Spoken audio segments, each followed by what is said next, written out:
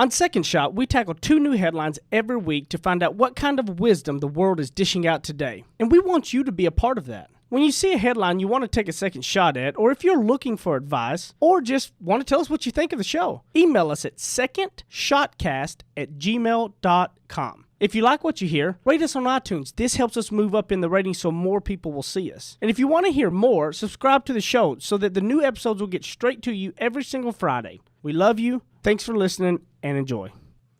There's a lot of news in the world today. News that might surprise you, startle you, upset, or maybe impress. News that's not always for the faint of heart. That's why the man who failed his way to success, Heath Oaks, is stepping up. Tackling today's headlines with ignorance on fire in a way only a millennial mogul can. Take off your sport coat, grab a beer, and enjoy the conversation. This is Second Shot with your host, Heath Oaks. You all are in for a massive treat today. We have the lovely, the beautiful, my wife, Jenny, in studio. What's up, honey? Hey, babe. This is fun. This is fun. She's got her Instagram going over here, so we got a lot of audience over there. So Jenny and Chondo. Yes, we're live on Instagram right now. Yep. Zach, what's up, buddy? Oh, same old, Heath. Yeah, I feel like I'm sitting on the far end of the table, but then again, this is better than the control room. Yeah. Because last week, you're right. I watched the episode back and watching the video, I'm like, feel like I'm big leaguing you a little bit. I don't want to be that guy. You were big leaguing us, acting like he was too cool to be out here with us. You were all alone out here. Yeah. And Zach I got excited about the new studio. I was like, it'll be cool. I'll sit in the control room and like, it's better being It's in here. lonely at the top. A little bit. That's right. Yeah. Because Matt was having lunch, and I was like, how dare Matt have lunch? Like, who has lunch? Come on now. Right. How dare I take a break from work for a moment? That's right. pitiful. Have you not listened to Second Shot? You just go nonstop. Yeah. Oh, that's true. No. I should have just eaten lunch while I was on the air. We come in drinking energy drinks. That's what this show is about. Monsters are always the Monsters, best. indeed. Yeah. So we got our first one. I laughed pretty hard. So this headline I laughed really hard at, but I also felt like I had some really good takeaways with that. Well, because the whole point is to basically read this news article and Take a take what second you shot. can in terms of like business or success, family values. All right, so here's the headline. Pascagoula man threatened to blow up a bank with gumbo and spaghetti sauce, says police. This is in Pascagoula, Mississippi. A local man threatened to blow up a bank on Market Street with what turned out to be a bag of gumbo and jars of spaghetti sauce. Essentially, he walked into the bank, held up an obscure bag filled with something that looked heavy, and was like, "I'm gonna blow the whole place if you don't pop the vault right now." And naturally, it didn't work. Cops apprehended him because he didn't really have anything. It wasn't a real bomb. That's what's funny, because he was mad at the bank. The bank then made him mad, so he's going to go there and show them what's up and scare them all whenever all he had was some gumbo and mayonnaise, but he acted like the bag was a bomb. So right. When I heard that story, I laughed, number one, because that man must have just been really mad to just bust up in there faking a bomb with some mayonnaise and stuff. Lesson 1, kids, in today's world, never fake bomb, fake threats. Let's just stay out of that, but we're not going to go down that topic. Next is this. My second shot on it was when you're negotiating business deals, when you're negotiating with your kids, right? Like when you're trying to get them to do something, or in business in general, never make a threat or say you're going to do something that you won't actually act on. Right. So, for instance, if you're a parent and you're going somewhere and your kid's acting up and you say, if you don't stop, I'm turning the car around. When you know you're not going to turn the car around because you're already like 2 hours away from home, don't say that. Only say it if you're going to turn the car around. Next, in business and negotiating, this is the number one thing that I think a lot of people, because I think negotiating in general, because you negotiate everything. You from negotiating the car lot to your home to every little thing, and you can never make false promises. Would you agree? Yes, well, and it's interesting too, because I think a lot of people will hear this and perhaps zone out a little bit thinking my job doesn't involve negotiating. Mm-hmm. But you better believe at least that first initial contact for your job did, because didn't you have to decide on a salary and decide on what are going to be the terms of your agreement? And so we all negotiate every day, and especially during that initial process with your job. But it's funny that you bring up kids, because I don't know if you remember this, but you asked my mom. My mom, by the way, is a preschool teacher and has been for decades. Yeah. And you asked her what is your sort of big piece of advice in terms of parenting. Is that your double cell phone going off? Because, I mean, I'm just saying. Double cell phone. Double cell Yes. phone. But she said the number one piece of advice that she had for us was when you make a quote unquote threat, and I'm sure she used a better parenting term than threat.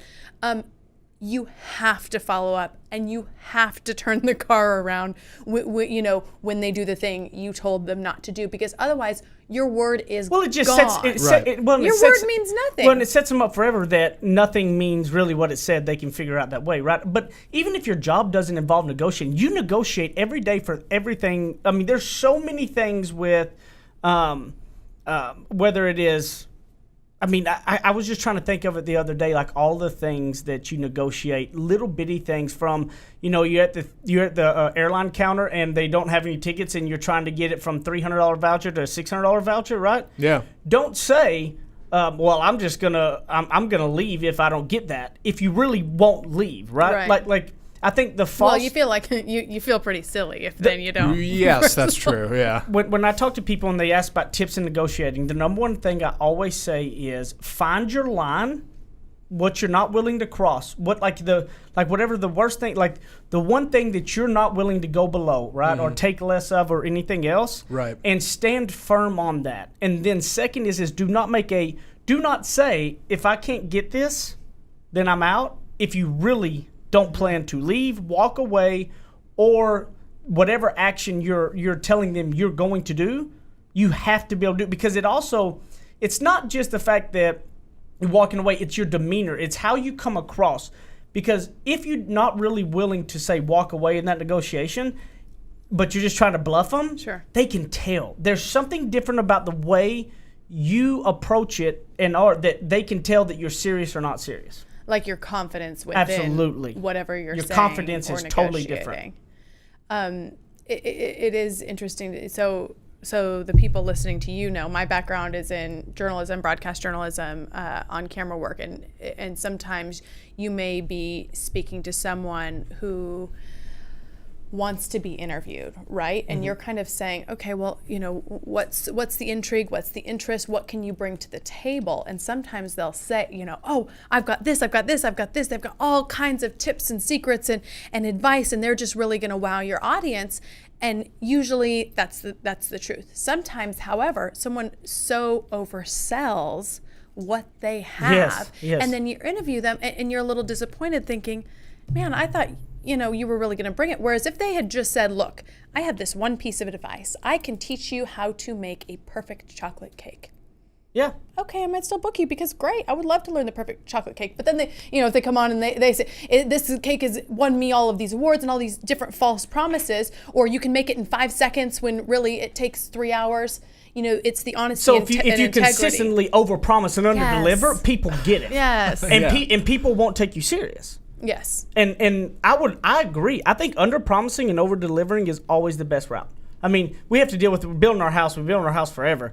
And I swear to this day, if I can ever find a contractor that says I'm going to be there Monday and I'm going to get this done, actually is there Monday and gets it done, I don't know what I will do. There'll be the jubilee that will rise from that would be just crazy because see that big word? I used that, right? It's a good one. Highly Yeah. impressed. I mean, you should be. And that's, by the way, not a dig on contractors. It's just been our experience with it a is. couple. Okay, well, I'm going to let that be on him. Right. Just tell them the truth. Just gonna hang that one out to Yeah. dry. It just That's happens fine. to be some of the deals that we've been going through have not been. And I would also say in negotiating, you don't have to back people into a corner. I think backing people into a corner is never a good spot. So you don't ever want to say, if you don't give me this, I'm out in this kind of demeanor and tone, right? Because you're backing them into a corner where you're not giving them any outs. And I don't know about you, but if I get backed into a corner, I fight my way out. It's not good. So Right. It's usually pretty bad. Yeah, Yeah. so I don't back people into a corner either because I don't like to be. Yeah. And so good thing to do is bring up, look, here's the reasons why. Have some facts of why you're asking for what you are. Because if you're not, then it seems like you're just it's emotional and it's because I said so, right? Like you're seeing a lot in the football right now. There's a Le'Veon Bell and that's a running back that's not signing the deal because he feels like he should be paid at a certain amount. that nobody else is getting paid, right? And so I guarantee you they have the facts of why they feel like he should be that way. So whenever you go into a negotiation, if you're just wild and emotional, have no facts backing it, and you just throw down the line real fast, all you're doing is backing people in the corner. And so you're giving them no choice but to possibly reject you. yeah, because they're going to be a wall goes up. I mean, if anybody backs you into a corner, your wall goes up. So you don't want walls up. You just want to say, look, here's why I feel like I'm worth XYZ is these 2 or 3 facts, right?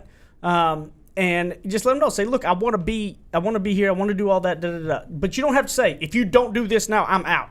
You just know in your mind, I'm willing to walk if this isn't done. Yeah. If you're buying that car and you tell the salesman, if you can't get this, I'm done. No matter if it's $10, $20, whatever it is, you say and set your line and you walk. It is freeing also So to be freeing. able to know this, that it's set and you're not waffling. It's freeing to know I'll be okay if I don't get that car, if I don't get that job, if I don't get that, whatever the thing is. If you ever go into negotiation and your back is going to be on the wall, like you have to accept it no matter what, there's no other options for you, you're going to have a hard time negotiating. Okay, so, don't be walking into banks with gumbo and mayonnaise and acting like you're going to blow the place up. Thank God that was a fake, obviously. Yes, for sure. Yes. I mean, but gumbo and mayonnaise and false promises will not get you anywhere. Stand true, make your line, don't back down from it, and only make promises you will keep. Okay? Got it. Got it? All right, we'll be back in a minute for the second segment of Second Shot. He's a suit and tie kind of guy with deep Southern roots. Heath Oaks hosts more of Second Shot coming up on RNCN.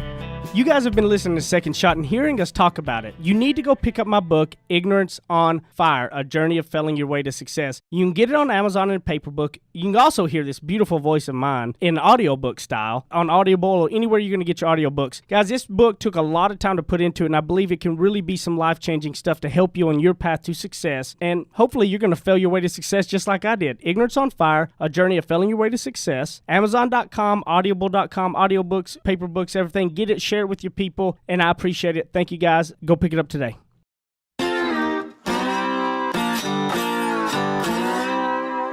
Ready? Aim.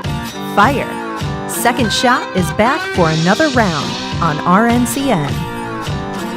Well, we go from Instagram living to now we're Facebook living it up for everybody with my beautiful wife, Jenny and Chando. What's up, baby? Hey, well, you know me. I'm obsessed with social media in general. So I thought it would be kind of fun. We did Instagram Live, which was my first time, doing Instagram Live. And now we're on Facebook Live, doing some kind of behind the scenes. Yeah, it's going to be fun. And anybody who leaves their questions or anything like that, we're going to cut it off and we're going to answer them in the third segment today. It'll be a lot of fun. And, I think this next topic, this headline was like a perfect one. Like you and I both heard it and was like, oh man, this is such a good thing. So much to say about this. So much to say about this. It's awesome. So Zach, what is that? Yes, the headline is Peterborough players shovel snow off pitch to save match from being abandoned. This was last night across the pond in the UK during a football match, they call over there. Soccer here, for those of you who don't know. This was a match where this team, Peterborough, yes, was winning 2-1 with 15 minutes going in the game before it's over, and it starts snowing like crazy. It's coming down. They got photos. It really is nuts how much it was snowing at this place, and so the refs, the officials, they kind of call a timeout. They look at it and they say, you know what? I think we got to call the game here. Like I know one team is winning, but it's just too bad. Like they're not conditions you can play in.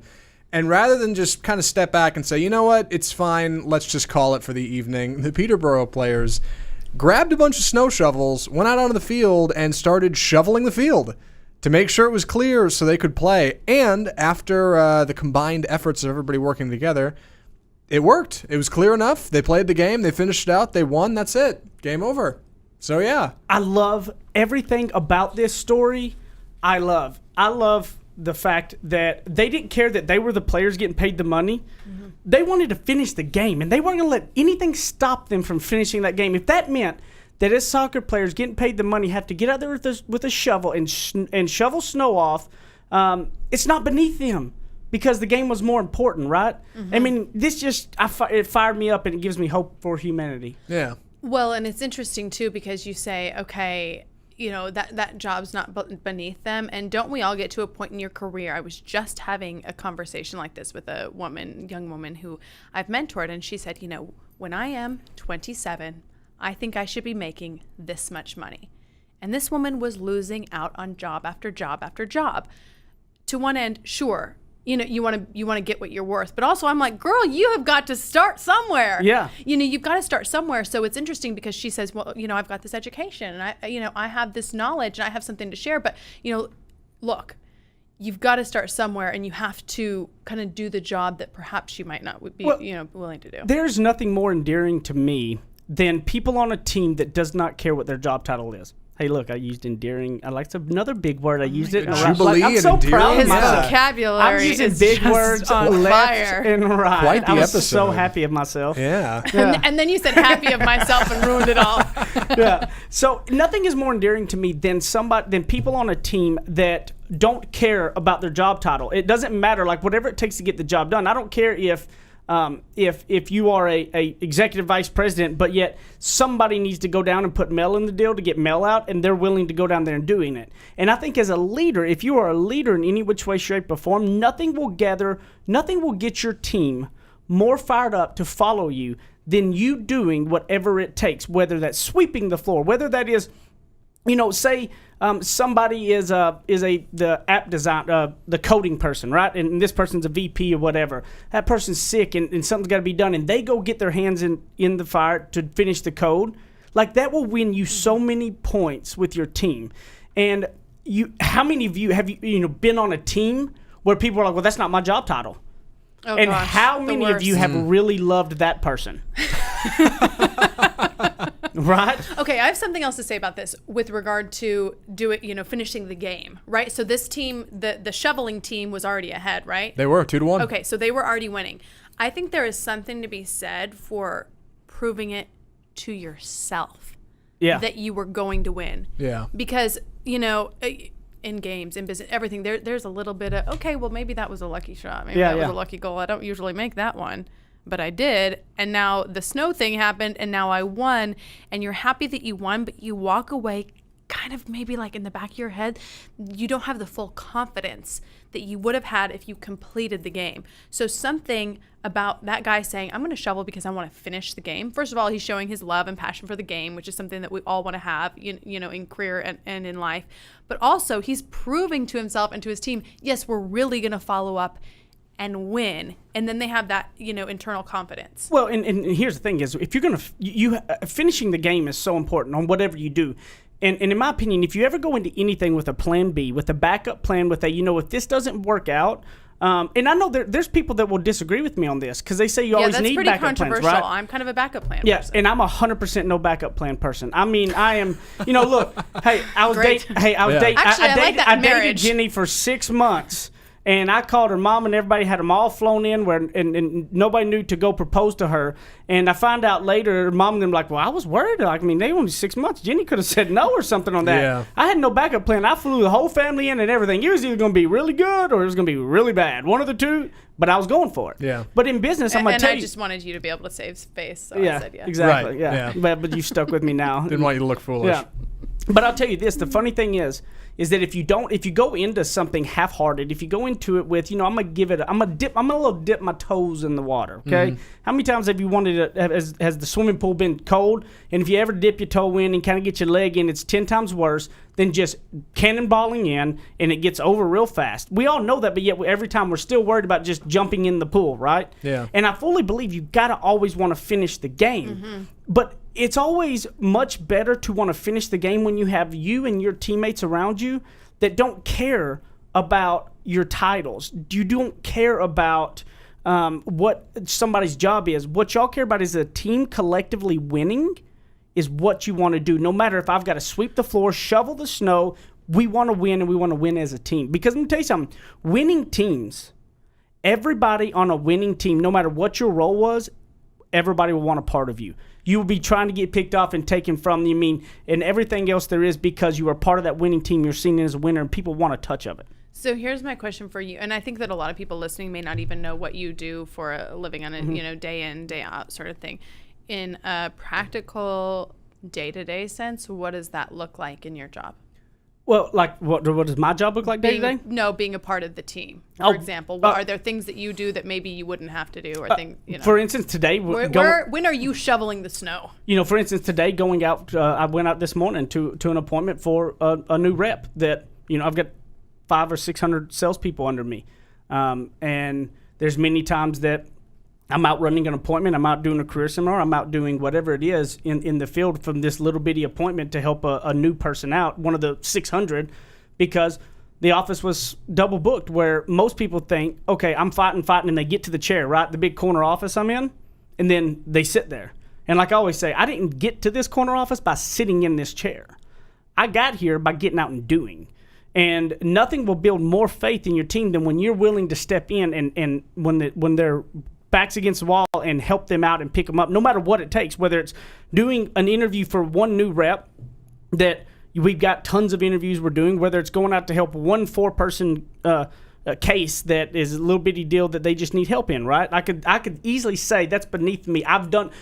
This is what I could do. This is what people do. Mm-hmm. They make themselves believe their excuse, which is, I've been there and done that. I've done my time. Yes. I've done all those things. I've knocked on the doors. Mm-hmm. I did. 19 years old. I was door knocking, door to door, selling burial life policies and Medicare supplements for 100% commission. And I was broke most of the time, but it finally broke through. And I did that for years. And I could easily now say, being where I'm at, I've been there and done that. I ain't doing that no more, right? But that is not what it is. You don't ever stop. Too many times people stop doing what they did to get there, and then they wonder why they plateau. Because you're not doing, like you've talked about in your business, right? That how you used to always just practice all your voice, the voice stuff and all those things, and that what you realized one day was you go, oh my God, I've stopped doing that. And it's like, why do we stop doing the things that we do to get somewhere? And instead of continue, like how much better you can be if you continue to do it. Now, here's the thing is, I'm not as good as as most of my managers at closing cases, because I used to be out there trying to close 20 of them a week. Often.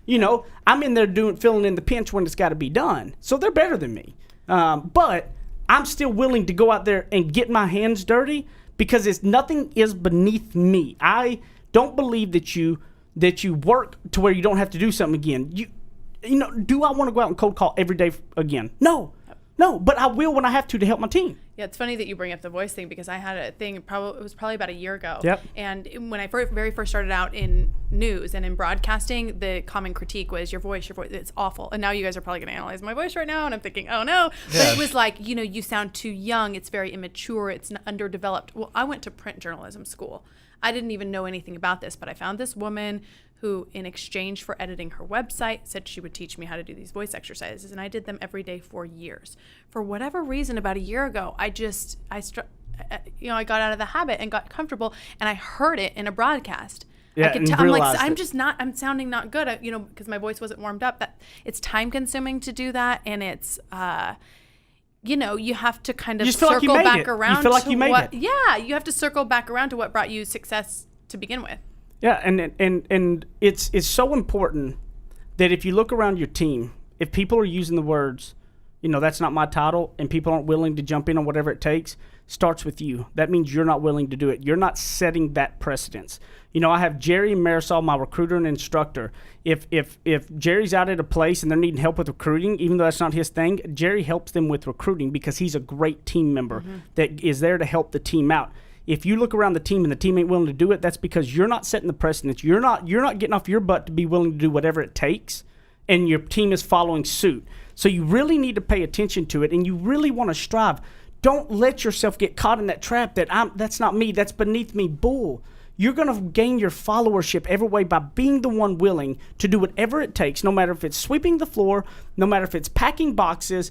Get the job done. People will respect you more. And it's always good to be, wipe off the old rust off of the old things. You know what I mean? There's nothing wrong with that. Yeah, getting warmed up. Yeah, so I like this topic. I hope that people walk away from this and go, oh my God, I think I'm that person. And they change, because the world needs more people willing to do whatever it takes versus what they say their quote unquote job title is. So we'll be back in a minute for the third segment, and we're going to take some questions. So see you back in a minute. Now that's what I call ignorance on fire. More of Second Shot with Keith Oakes still to come.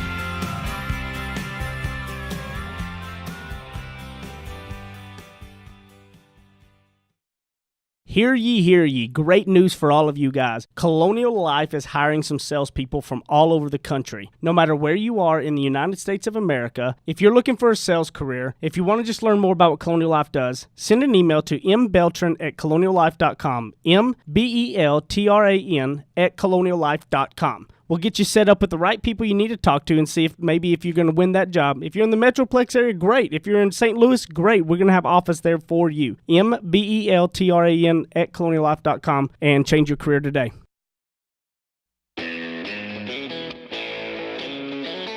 Kick off your boots or suit up.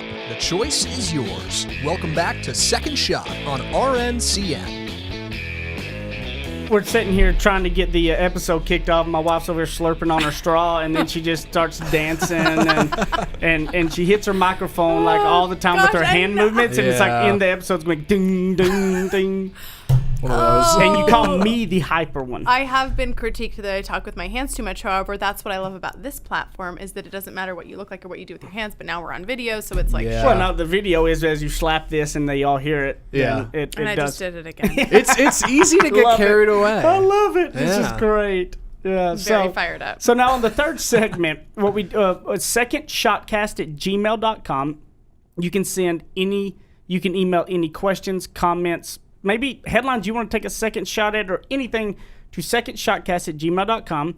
And we'll pick a couple every week. In this third segment, we answer or bring up any questions or anything you have. So this week, since we've done an Instagram Live and a Facebook Live on the first two episodes, we don't have one live going on this one. Besides, on YouTube, you can always watch all of the podcast episodes also.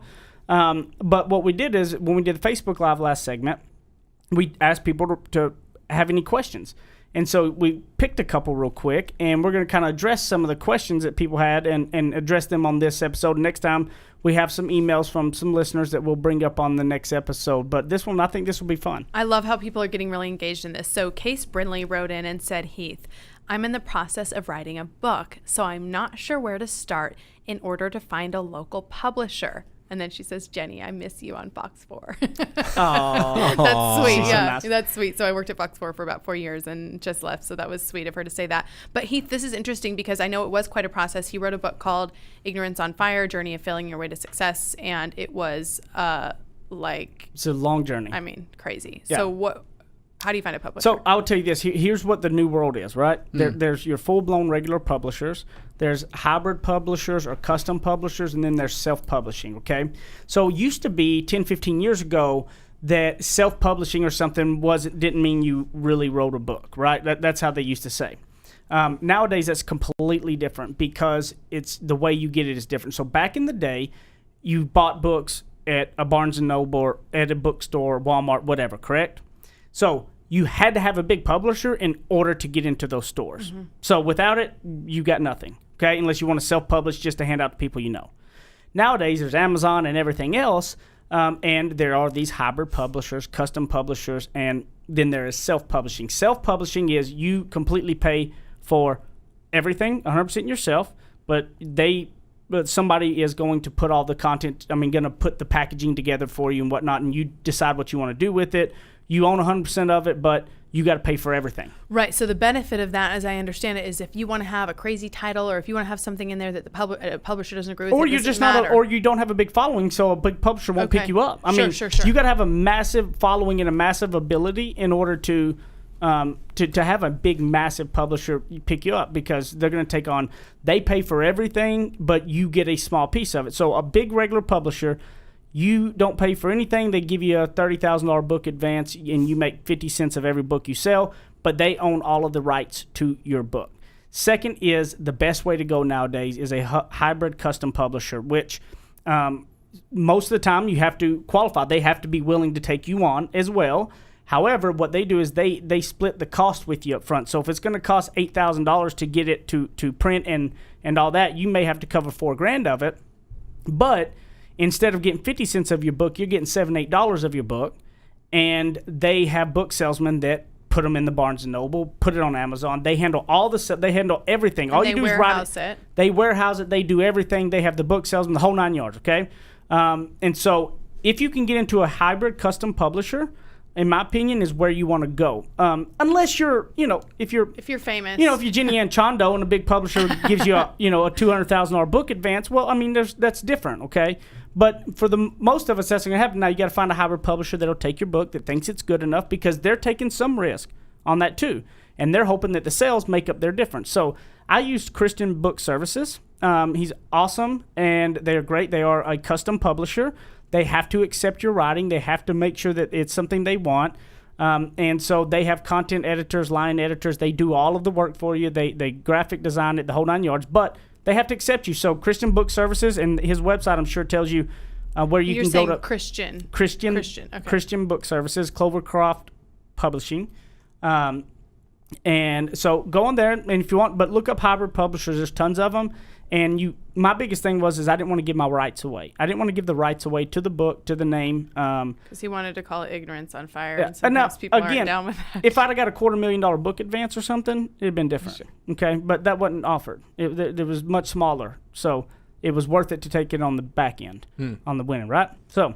Okay, next question. Rapid fire here at the end, because we have a ton of questions. Chloe Pratt wrote in and said, Jenny and Heath, what was your motivation to hustle and chase your dream? What was yours?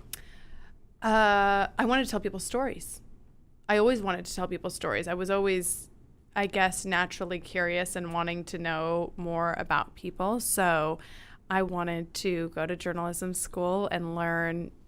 I mean, I just knew nothing about it. And so it's funny that your book is called Ignorance on Fire, because that's something Heath and I have so much in common. We don't come from educated parents in the formal sense. I think we both formal come from education, very, wise parents. But, I didn't know how hard it was going to be. So I just figured, let's just try this thing and see how it goes. But yes, I mean, at the root of it, because I've worked in television for 15 years, in my particular venue, if you do it to be on TV, you're going to burn out so fast, because the TV part of it is very small, and that's not really the fun part. The fun part is getting to tell people stories, getting to learn about people. I mean, and really selfishly, every time you interview an inspiring person, you get personally inspired. You get inspired back. You when you give, you get in return. Yes. It's amazing. Yes, it's fantastic. So that was always my motivation. And so the TV part of it is residual. That's the medium. That's the mode of transportation, so to speak, that we get the information That's a out good there way to on. describe it. Thanks, Yeah. babe. I like that. Mode of transportation. Yeah, I like it. So that was always my inspiration. The other thing too was we did not have a lot growing up, and we were very well cared for. And I loved that my mom was home in the afternoons, and I wanted to find a job where I could not only earn a living, but also be around for the family that I hoped to have one day. And so that was my, motivation was I've got to figure out how to take care of myself, how to take care of a family, how to do well enough in my chosen craft that I will have some flexibility someday. Mine is interesting because mine changed. And I think everybody's, can tweak and change at times. Initially, mine was just money. As an 18, 19-year-old kid, mine was purely a money motivation that I wanted more. I had dreams of bigger things. But that was really purely it. I think God knew that internally that I could handle that, and that I would change that greed of money motivation, and that's why I feel like it was, put in my line, because it quickly changed from that whenever that started happening, my passion came to help other young, dumb, redneck kids with no formal education that had hunger and would do right by people a chance to change their career and their career path. Like, my inspiration turned from me making money to how many can I show people that what I've got now and do it the right way, because so many do it the wrong way and so many take advantage of people. And I was somebody who got taken advantage of, that I wanted to make sure that if anybody had to come and contact with me or my organization, that wasn't going to happen to them, that happened to me. And my passion turned to creating leaders and creating people's lifestyles, no matter what that may be, but their mode of success and being in an environment that they can go, I'm proud of this environment. And that's where my why changed.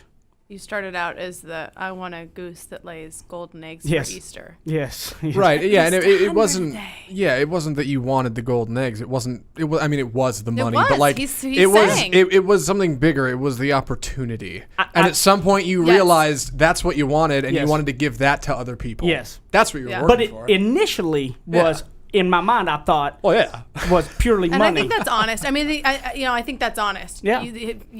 It was something you didn't have. You wanted to have it. Yep. You were greedy McGreederson. Yep. And now, thankfully, Yeah. Sure. Yeah, Well, no, exactly. it's an adult thing. You're in Yes, school and you're yes. like, well, this is all fun and games. Grades is cool, but like money is the thing. Yeah. That is the currency in which our lives move. Yeah, I get it. All right, what else? Okay, so Jenny, why did you marry an insurance salesman from East Texas? I love this. This is great. First of all, he was living in Dallas when I met him.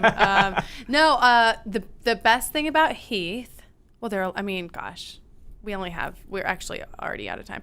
But something that Heath had that a lot of lovely people did not have for me was that when I'm with him and having him in my life, this is so cheesy, but I mean, I am better.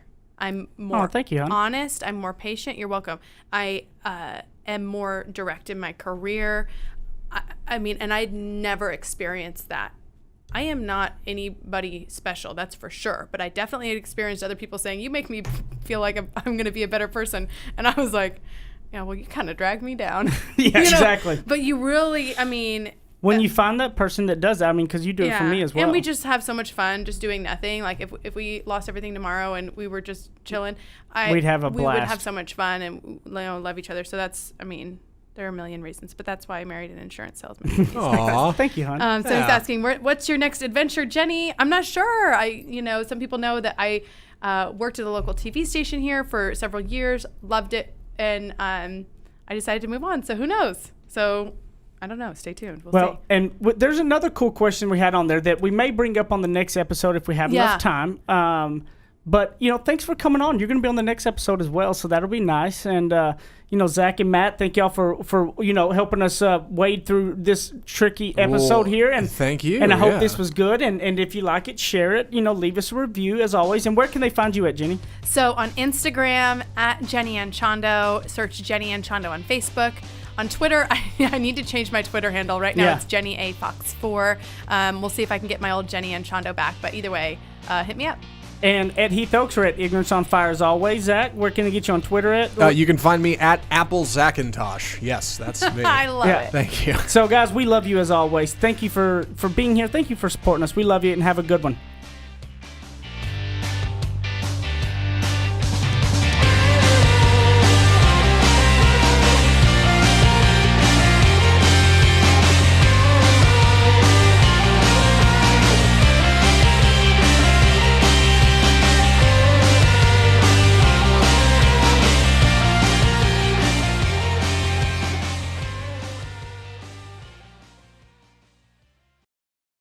You're listening to RNCN, the digital destination for premium talk radio.